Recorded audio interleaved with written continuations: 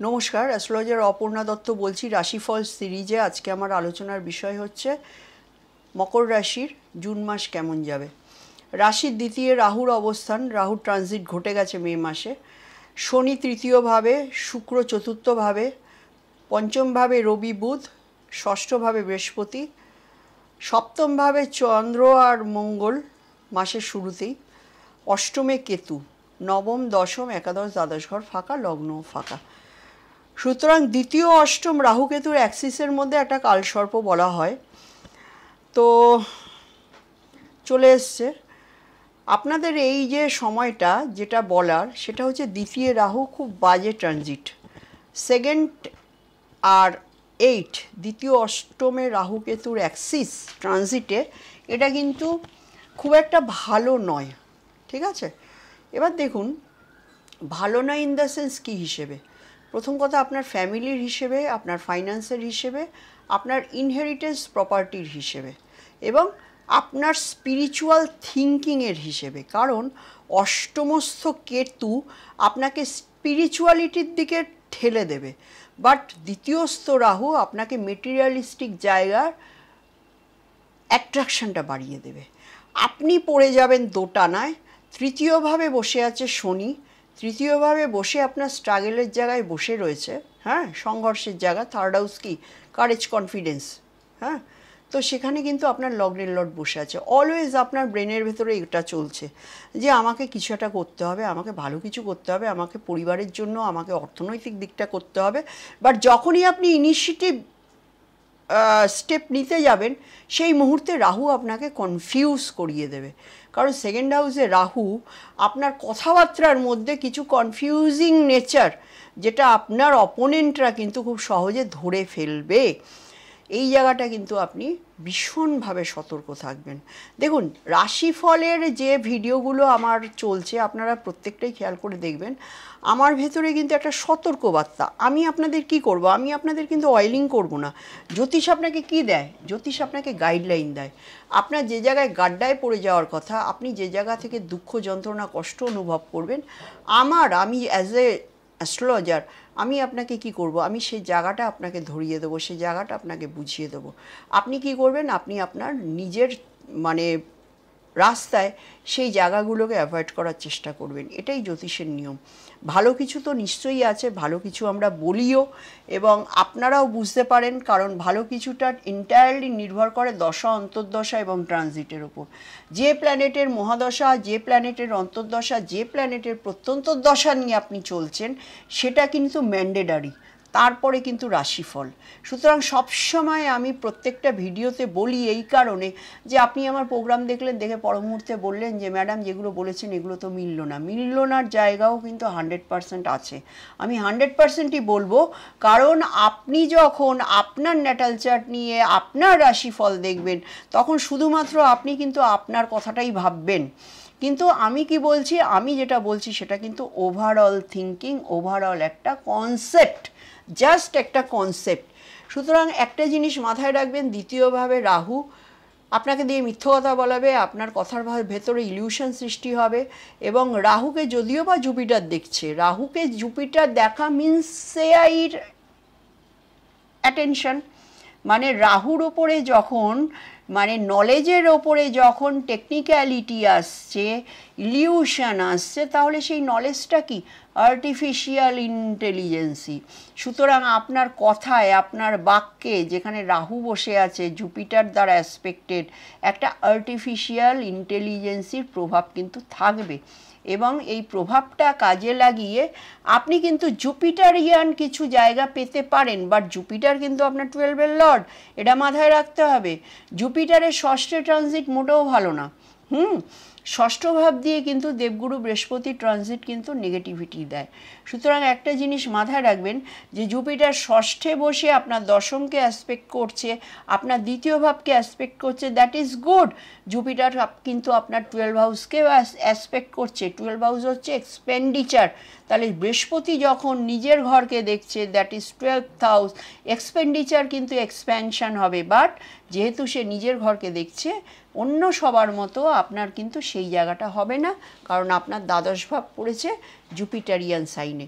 Jupiter কিন্তু মকরের জন্য highly malefic planet. কীরকম? থার্ডের লর্ড, 12-এর লর্ড, সে বসে আছে ষষ্ঠভাবে। সুতরাং এক্ষেত্রে আপনার কিন্তু লোন যদি থাকে, লোন নিয়ে আপনি কিন্তু জেরবার হয়ে যাবেন, লোন নিয়ে আপনি ভুগবেন, লোন শোধ করতে গেলে আপনার সমস্যা আসবে, আপনার যে কোনো জায়গায় ট্রাভেলের ক্ষেত্রে সমস্যা আসবে। আমি বারণ করব এই সময় আপনি ইনভেস্টমেন্ট করবেন না। সপ্তমভাবে মঙ্গল বসে আছে চতুর্থের লর্ড হয়ে, সুতরাং ওয়াইফের কাছ থেকে একটা প্রাপ্তি ঘটতে পারে, ওয়াইফের কাছ থেকে মানসিক শান্তিও আসতে পারে, বা ওয়াইফের কাছ থেকে কিন্তু প্রপার্টিও আসতে পারে, কারণ ফোর্থ লর্ড হচ্ছে মঙ্গল, সে সপ্তমে বসে আছে। তাহলে প্রপার্টির লর্ড গিয়ে সপ্তমে বসে আছে, এবং সে সপ্তমের মাসের শুরুতে সপ্তমের লর্ড সেখানে থাকছে। সুতরাং যারা মকরের আছেন তারা কিন্তু ওয়াইফ বা হাজব্যান্ডের থ্রুতে কিন্তু প্রপার্টি গেন আপনাদের হতে পারে। এবং সবচেয়ে বড় কথা, শুক্র বসে আছে কিন্তু আপনার চতুর্থভাবে মাসের শুরুতে, পঞ্চমের লর্ড চতুর্থে বসে আছে, সে তার নিজের দ্বাদশে বসে আছে, বাট ইন্ডিভিজুয়ালি শুক্র কিন্তু আপনাকে সেই বৈভবটা দেবে, সেই অর্থনৈতিক ক্ষমতাটা দেবে, সেই মানসিক শান্তিটা দেবে, কারণ শুক্র কিন্তু পজিটিভ একটা প্ল্যানেট। পজিটিভ বলতে ন্যাচারাল শুভ গ্রহ, ন্যাচারাল শুভ গ্রহ যখন চতুর্থভাবে তার ট্রানজিট মারে, সে তার ক্রিয়েটিভিটির জায়গাটাকে ইনহ্যান্স করবে, কারণ সে পঞ্চমের লর্ড, সে দশমেরও লর্ড। যারা ক্রিয়েটিভ ফিল্ডে আছেন তাদের জন্য কিন্তু খুব ভালো সময় এখন। যারা ক্রিয়েটিভ ফিল্ডে, যারা প্লেয়ার আছো, যারা ফিল্ম স্টার আছো, যারা আর্কিটেকচার নিয়ে কাজ করছো, তাদের কিন্তু এই ট্রানজিট কিন্তু শুক্রের ট্রানজিট, এবং যারা মকরের তারা এই ফিল্ডে কিন্তু প্রসপারিটি আমি দেখতে পাচ্ছি। শনি কিন্তু পঞ্চমভাবে থার্ড অ্যাসপেক্ট দিচ্ছে, সুতরাং থার্ড অ্যাসপেক্ট শনি কার উপর দিচ্ছে? অষ্টমের লর্ডের ওপর দিচ্ছে, এবং ষষ্ঠের লর্ডের ওপর দিচ্ছে। ষষ্ঠের লর্ড অষ্টমের লর্ডকে শনি দেখছে, শনি কিন্তু নবমের লর্ডকেও দেখছে। সুতরাং পিতার ওরিয়েন্টেড জায়গায় বা প্রপার্টি মানে ইনহেরিটেন্স প্রপার্টির জায়গায় কিন্তু একটা কিছু সলিউশন তোমরা এই বছর পাবে, আমার এটা নজরে আসছে। এবার দশমের লর্ডকে, দশমের লর্ড শুক্র দশম ভাবকে দেখছে, অবভিয়াসলি ক্রিয়েটিভ ফিল্ডে একটা ব্যাপক উন্নতি। যারা আর্টিস্ট আছেন, যারা সিঙ্গার আছেন, যারা প্লেয়ার আছেন, যারা সোশ্যাল মিডিয়া নিয়ে কাজ করছেন, এই ধরনের ফিল্ডে, ওয়ার্কিং ফিল্ডে যারা মকর রাশির জাতক জাতিকা আছেন, তাদের জন্য কিন্তু একটা গুড সময় কিন্তু শুরু হয়ে যাচ্ছে জুন মাস থেকে। এবং আরও একটা যেটা বলার আছে, যে শনির যে দশম দৃষ্টি, সেটা কিন্তু আপনার দ্বাদশ ভাবের ওপরে পড়ছে, এবং জুপিটারেরও কিন্তু সপ্তম দৃষ্টি, যেটাকে ডবল ট্রানজিট রুল বলা হয়, সেটা কিন্তু আপনার 12 হাউসের ওপর পড়ছে। সুতরাং একটাই এখানে ভবিষ্যৎবাণী আছে, তোমরা যদি মকর রাশির, মকর লগ্নের যারা গ্রেট ইনভেস্ট করতে চাইছো, অনেক বেশি পরিমাণ ইনভেস্ট করতে চাইছো, তাদের জন্য কিন্তু এই সময়টা কিন্তু সুবর্ণ সময়। এবং এই সময়টা আমি বলে দিচ্ছি, এটা অক্টোবর মাসের ফার্স্ট হাফ পর্যন্ত, প্রথম সপ্তাহ পর্যন্ত কিন্তু সুবর্ণ সুযোগ। কিন্তু এর পরবর্তীতে অক্টোবরে যখন জুপিটার ট্রানজিট নিয়ে নেবে, পরবর্তী অতিচারী হয়ে সপ্তমে চলে যাবে, সেই সময়টা কিন্তু তোমার ইনভেস্টমেন্টের জন্য প্রযোজ্য নয়। এখন যদি তোমরা ইনভেস্ট করে রাখো, তাহলে কিন্তু তোমরা অক্টোবরের থেকে ডিসেম্বরের মধ্যে কিন্তু ফিডব্যাক পেতে শুরু করবে, কারণ জুপিটার অতিচারী হয়ে একাদশ ভাবকে ইনহ্যান্স করবে। তো এটা গেল এক প্রকার ফাইন্যান্সিয়াল দিক। শরীর স্বাস্থ্যের কথা বলবো, শরীর স্বাস্থ্য ঠিক আছে, গুড। শনি যেহেতু, শনি তো অবশ্যই 6-8-12 কারক, শনি রোগের কারক, রিপুর কারক, শনি থার্ডে গিয়ে বসে আছে, তুমি ভীষণভাবে এনার্জেটিক থাকবে আগামী 2.5 বছর। এবং শনির ওপরে কোনো ম্যালিফিক অ্যাসপেক্ট নেই, সুতরাং লগ্নের ওপরেও ম্যালিফিক অ্যাসপেক্ট নেই, শনির ওপরেও কোনো ম্যালিফিক অ্যাসপেক্ট নেই, সুতরাং শরীর স্বাস্থ্যের জায়গা ভালো। এবং যারা ক্রনিক ডিজিজে ভুগছো, তাদের জন্য একটু রিলিফের সময়, মানে জিনিসটা আন্ডার কন্ট্রোল থাকবে, এবং মায়েরও শরীর স্বাস্থ্য ভালো থাকবে। পিতার জায়গাটায় হচ্ছে একটু সমস্যা, কারণ এখানে নবমের লর্ড অ্যাসপেক্টেড বাই স্যাটার্ন, এবং এই থার্ড অ্যাসপেক্টটা ভালো নয়, বাবাকে নিয়ে একটু টার্বুলেন্স থাকবে, সন্তানকে নিয়ে একটু টার্বুলেন্স থাকবে। মকর রাশির কিন্তু এটা গেল বেসিক প্রেডিকশান। এবার আমি নক্ষত্রভিত্তিক যে প্রেডিকশানটা মকর রাশির করতে চাইছি, মকর রাশির ঘরে উত্তরাষাঢ়া নক্ষত্রের কিছুটা পার্ট থাকে, তারপরে থাকে শ্রবণা, তারপরে হবে ধনিষ্ঠার হাফ পার্ট। তাহলে তিনটে নক্ষত্র, রবি এবং চন্দ্র এবং মঙ্গলের একটা পার্ট। এবার রবির যারা নক্ষত্রে আছো উত্তরাষাঢ়া, তারা মোটামুটি ঠিক আছো, খুব একটা যে বেটার কন্ডিশন এখন তা নয়, কারণ বিভিন্ন অবস্ট্রাকশন, প্রেমে বাধা, প্রেমে ব্যাক, এডুকেশনে বাধা, এডুকেশনে ব্যাড রেজাল্ট হওয়া, এটা উত্তরাষাঢ়ার মকরের রেজাল্ট। এবং শ্রবণার যারা আছো মকরের, তাদের জন্য কিন্তু একটা মানসিক টার্বুলেন্স চলবে এবং মনের ভেতরে খুব অ্যাঙ্গার ইস্যু মাসের প্রথম দিকে কিন্তু প্রচণ্ড। যারা শ্রবণা নক্ষত্রে আছো তাদের কিন্তু প্রচুর অ্যাঙ্গার ইস্যু। যারা শ্রবণা নক্ষত্রে মকরের জাতক জাতিকা, আমি আবারও বলছি, তাদের কিন্তু প্রচণ্ডভাবে একটা অ্যাঙ্গার ইস্যু, এবং এত অ্যাঙ্গার সেক্ষেত্রে কিন্তু একটা বিরাট ক্ষয়ক্ষতি হয়ে যাওয়ার সম্ভাবনা কিন্তু চলছে বর্তমানে শ্রবণা নক্ষত্রে। এবং ধনিষ্ঠা নক্ষত্র সেম, কারণ এদের প্রচুর অ্যাঙ্গার ইস্যু থাকবে, কারণ ধনিষ্ঠা মঙ্গলের নক্ষত্র, এবং ধনিষ্ঠাতে চন্দ্র থাকলে এরা মোটামুটি এদের যে ক্যারেক্টারটা হয়, এরা এমনিতেই খুব হট, খুব মেন্টালি হট থাকে, এবং এদের একটা সব কিছুতেই একটা মানে ঢাকগুড়গুড় কন্ডিশন থাকে। তারা সবসময় একটা মানে জিনিসের যে সিক্রেসি, এটা এরা মেনটেন করতে পারে না। সুতরাং এখানে যারা ধনিষ্ঠার যারা জাতক আছো, তাদের কিন্তু একটা মানসিক দিক থেকে একটা টার্বুলেন্স চলবে। মঙ্গল যেহেতু লগ্নের মানে চন্দ্র লগ্নে চন্দ্রকে নিয়ে বসে আছে মাসের শুরুতে, এবং মঙ্গল লগ্নকে দেখছে, এবং শনির ঘর লগ্ন, সেখানে একটা হট প্ল্যানেট, সেটা নিচস্থ মঙ্গল কিন্তু মঙ্গলের নেগেটিভ ট্রেডটাকে বহন করে নিয়ে বেড়ায়। সুতরাং এই জায়গায় কিন্তু একটা ভীষণ মানসিক টার্বুলেন্স কিন্তু একটা মকর রাশি, মকর লগ্নের যারা ধনিষ্ঠা নক্ষত্রের আছো তাদের কিন্তু আমি দেখতে পাচ্ছি। এছাড়া আর মোটামুটি সবই ঠিক আছে। পঞ্চমভাবে রবির অবস্থানটা ভালো নয়, অষ্টমের লর্ড পঞ্চমে গিয়ে যখন বসে থাকে, অবভিয়াসলি প্রেমে বাধা, এডুকেশনে বাধা, এবং যাদের ধরুন মানে এজেড পার্সন যারা, তাদের সন্তান নিয়ে কিন্তু ভীষণ একটা টার্বুলেন্সের সময় কিন্তু এখন চলছে। তো পঞ্চম ভাবটাকে আমি এক্সপ্লেন করলাম। ষষ্ঠ ভাব হচ্ছে তোমার রোগ, ঋণ, শত্রু, রিপুস্থান। সেখানে গিয়ে তৃতীয়ের লর্ড বসে আছে, এটা একদিকে গুড।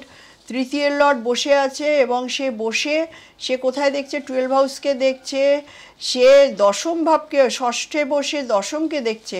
সুতরাং তৃতীয়ের লর্ড যখন দশমকে অ্যাসপেক্ট করে জুপিটার, সে কিন্তু তোমার কর্মের ভেতরে একটা ছোট ট্রাভেল কিন্তু আনবে।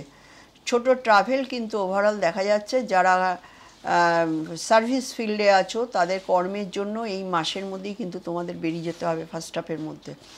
সুতরাং ভীষণভাবে এই জায়গাটা মাথায় রাখতে হবে। এছাড়া যেটা আছে, ব্যয় বৃদ্ধি তো পাবেই, আমি অবশ্যই বলেছি, প্রচণ্ডভাবে ব্যয় বৃদ্ধি পাবে। কিন্তু শনি আবার যেটা করবে, তোমাকে মেন্টালি কিন্তু ব্যয়টা অটোমেটিক্যালি হয়ে যাবে, তুমি বুঝতেও পারবে না ব্যয়টা কেন হচ্ছে, বাট ব্যয় কিন্তু হবেই। কারণ এক্ষেত্রে একটা জিনিস যেটা আছে, শনি আমাদের কি করে? শনি ব্যয় সংকোচ করে, আর জুপিটার আমাদের সেই জায়গাটাকে ইনহ্যান্স করে। সুতরাং শনি জুপিটারের ট্রানজিট কিন্তু এটাই প্রমাণিত করে যে তোমাদের কিন্তু এই সময় এই জায়গায় কিন্তু ব্যয় হওয়ার সম্ভাবনা রয়েছে। এবং আরও একটা যেটা বলার আছে, যে রাহু সেকেন্ড হাউসে বসে কিন্তু দশমে কিন্তু দৃষ্টি দিচ্ছে, রাহুর 9th অ্যাসপেক্ট।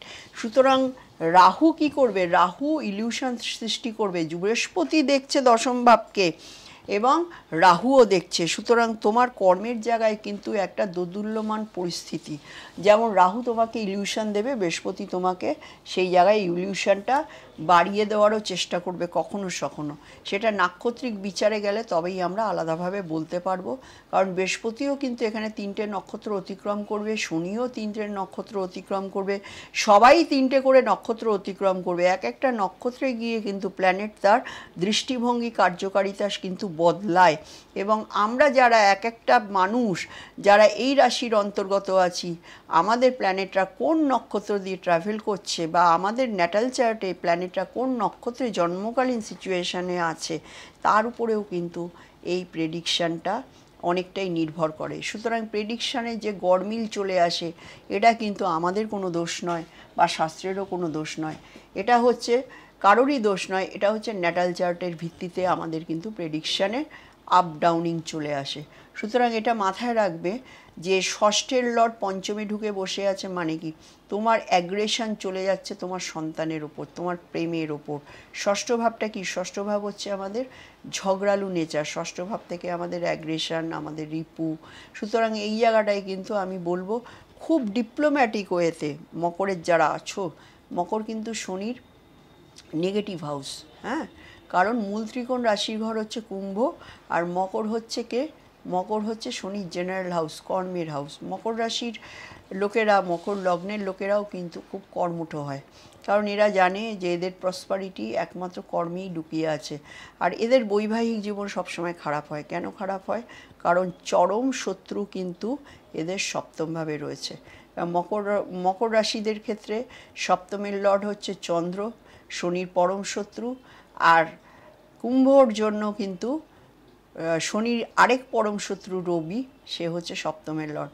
সুতরাং এটা মানে বাই বার্থ তুমি যদি মকর বা কুম্ভের লোকজন হও, তোমাদের ধরে নিতে হবে 85% কিন্তু তোমাদের ম্যারেজ লাইফ কিন্তু একেবারে ওয়াস্ট, এটা কিন্তু মেন কথা।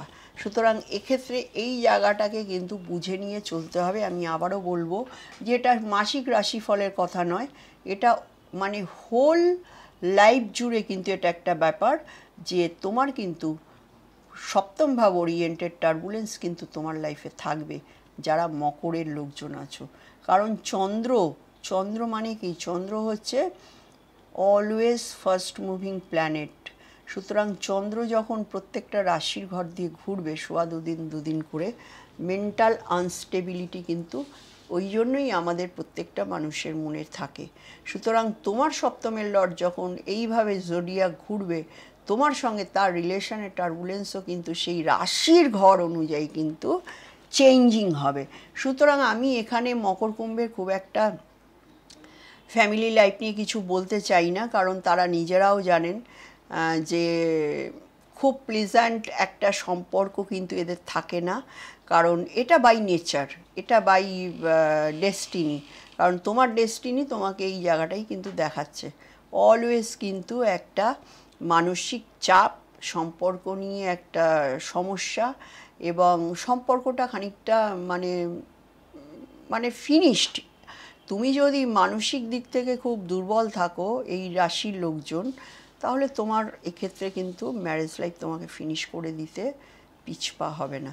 তো এখানে মাসের প্রথম দিকে কিন্তু সপ্তমে মঙ্গল থাকবে, এবং মঙ্গল তোমার চতুর্থ একাদশের লর্ড হতে পারে, চতুর্থ একাদশের লর্ড, বাট মঙ্গল কিন্তু তোমাকে লগ্নে দৃষ্টি দিচ্ছে, মানে সপ্তমে বসে তোমার স্পাউসের কিন্তু রাগ এবং তোমার সঙ্গে লড়াই করবার একটা প্রবণতা কিন্তু এই মাসে আমি খুঁজে পাচ্ছি।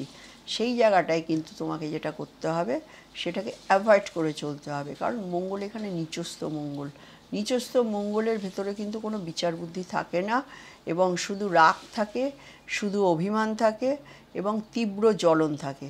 যতই সে কর্কটের ঘরে থাকুক না কেন, চন্দ্রকে নিয়ে থাকুক না কেন, প্ল্যানেট কিন্তু তার বেসিক ট্রেটকে কিন্তু কখনো পরিবর্তন করতে পারে না। এটাই আমার বলার বিষয়।